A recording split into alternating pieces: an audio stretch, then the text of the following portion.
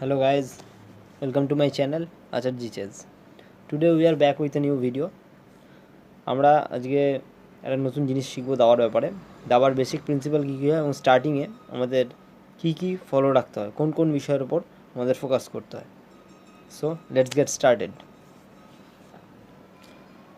আমরা প্রথমেই দাবার যে মেন সেন্টার রয়েছে সেই সেন্ট্রাল কন্ট্রোল করার চেষ্টা করব, কারণ সেন্ট্রাল কন্ট্রোল করলে দাবার বোর্ডে সবচেয়ে বেশি কন্ট্রোল ইউজ করা যায়। তার কারণে এই সামনের চারটে স্কোয়ার মেনলি, মানে E4, E5 এবং E5 এবং D5,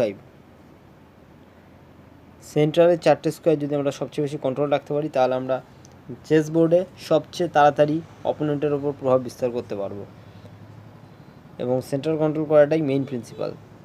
তাহলে আমরা কীভাবে সেন্ট্রাল কন্ট্রোল করবো এটা আমরা দেখে নিই। আমরা হোয়াইট নিয়ে যদি খেলি, প্রথম আমরা কিংস পন মুভ করব E4, তাহলে এটা ফিজিক্যালি একটা সেন্ট্রাল স্কোয়ার কন্ট্রোল করছে, E4-এ রয়েছে পনটা, এবং ডায়াগোনালি দুখানা স্কোয়ারে কন্ট্রোল করছে D5 এবং F5।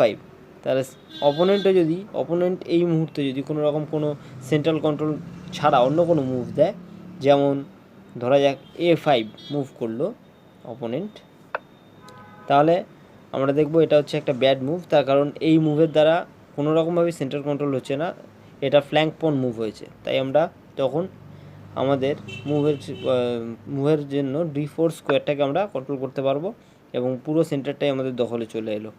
এতে আমাদের পিসগুলি ডেভেলপমেন্ট খুব তাড়াতাড়ি হবে এবং অপোনেন্টকে অসুবিধার মধ্যে তাড়াতাড়ি আমরা ফেলতে পারবো। এর পরের নিয়মে যদি আমরা যাই, যদি অপোনেন্ট আমাদের মেন যদি সেকেন্ড প্রিন্সিপাল যদি আমরা ফলো করি সেন্টার কন্ট্রোল করার পর, develop your minor pieces as fast as possible. Minor piece বলতে আমরা বুঝছি আমাদের ঘোড়া এবং গজ, মানে বিশপ অ্যান্ড নাইট, সেন্ট্রাল তাদের বেস্ট স্কোয়ারে ডেভেলপ করতে হবে।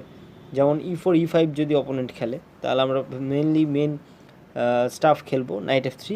এটা আমরা নাইটটা ডেভেলপ করছি তার গুড স্কোয়ারে, এবং অপোনেন্টের পনের ওপর মানে E5-এর পনের ওপর আমরা অ্যাটাক করছি। অপোনেন্টও সেম করতে পারে, নাইট C3 করে ও একটা পিস ডেভেলপ করলো এবং পনটাকে ডিফেন্স করলো।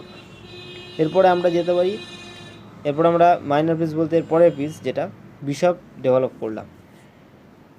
এই বিশপ ডেভেলপ করার ফলে অপোনেন্টের F7 পয়েন্টের ওপর আমরা প্রেশারে রাখছি এবং আমাদের আরেকটা পিস মাইনর পিস ডেভেলপ হলো এবং সেন্ট্রাল স্কোয়ার কন্ট্রোল করছি আমরা এবং ক্যাসলিংয়ের জন্য প্রিপেয়ার করছি।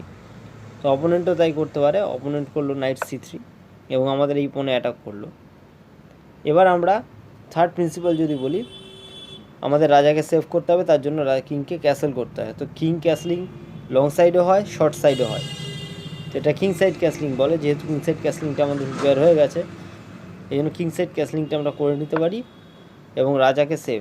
So this is the main three principal: control the center at the first of the move, from the first of the move, and then in the second develop your minor pieces as fast as possible in the most active square, and thirdly and the most important, castle your king to bringing the king into the safety.